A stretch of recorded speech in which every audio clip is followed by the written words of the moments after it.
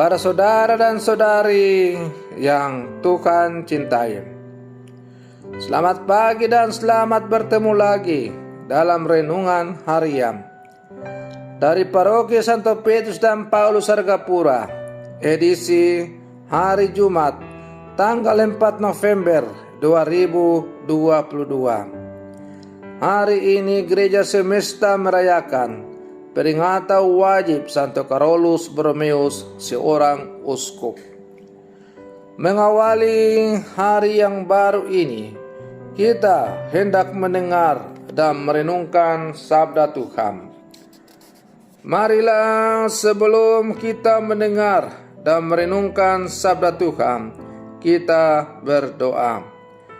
Dalam nama Bapa dan Putra dan Roh Kudus. Amin. Allah Bapa yang Maha Bijaksana, Engkau telah memelihara gerejamu dengan menganugerahkan kebijaksanaan dan kasih kepada Santo Carolus uskupmu. Semoga Engkau senantiasa memperbaharui gerejamu agar semakin serupa dengan Kristus dan mampu menghadirkan wajah putramu di dunia. Bersabdalah ya Tuhan, kami siap untuk mendengarkan. Terpujilah Engkau Bapa, Putra dan Roh Kudus, kini dan sepanjang segala masa. Amin. Para saudara dan saudari yang Tuhan cintai, sabda Tuhan yang hendak kita dengar dan kita renungkan untuk mengawali hari yang baru ini pada peringatan Santo Carolus Borromeus, seorang uskup, diambil dari Injil Lukas pasal 16 ayat 1 sampai 8. Tuhan bersamamu. Inilah Injil suci menurut Lukas. Pada suatu ketika, berkatalah Yesus kepada murid-muridnya, ada seorang kaya yang mempunyai seorang bendahara.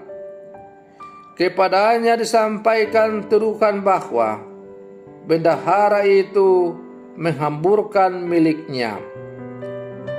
Maka si kaya itu memanggil bendaharanya dan berkata, "Apakah yang telah kudengar tentang dirimu?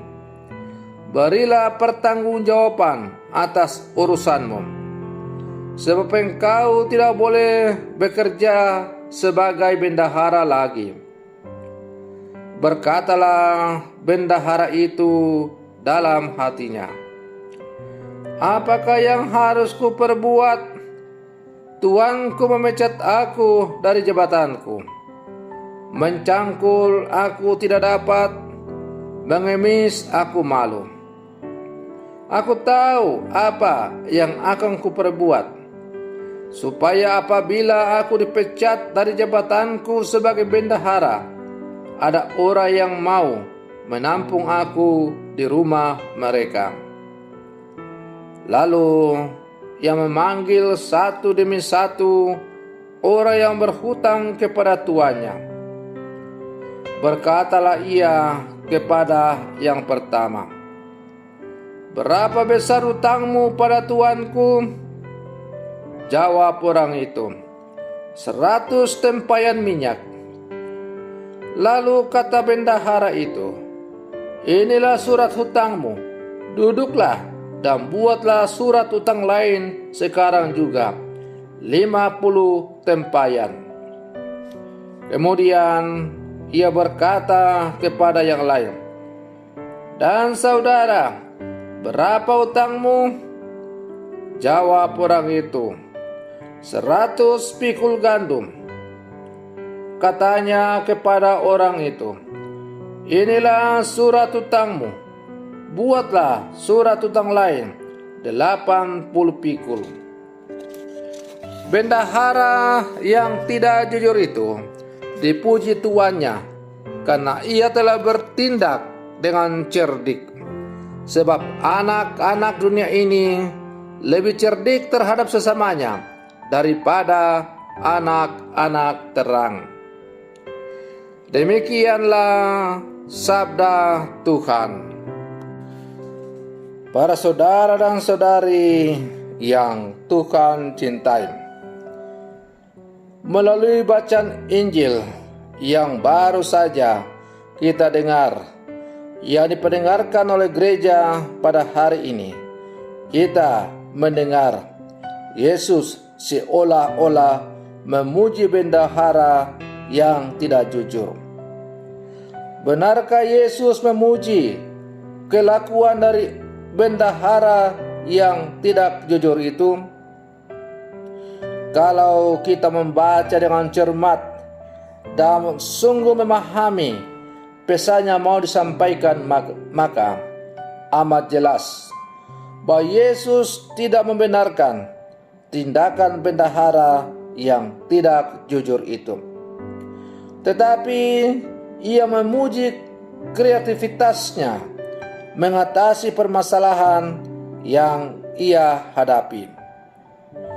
Ia juga mempunyai jiwa satria dengan mau dipecat dari pekerjaannya sebagai bentuk pertanggungjawaban atas tindakannya yang tidak jujur.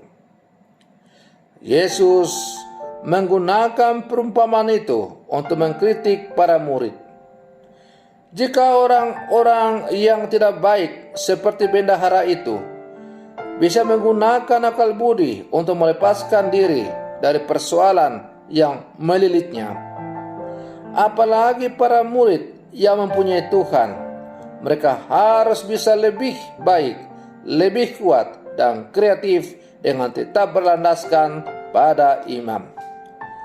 Para saudara dan saudari yang Tuhan cintai, dengan demikian iman merupakan senjata utama untuk dijadikan sebagai alat untuk menyelesaikan setiap persoalan hidup yang kita hadapi sebagai murid-murid Yesus yang hidup di zaman sekarang.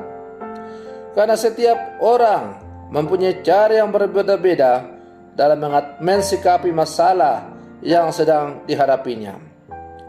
Ada yang lari dari masalah dan mencari kambing hitam. Ada yang berpikiran pendek dan menyelesaikannya masalah dengan menghalalkan segala cara dan membiarkan masalah berlarut-larut.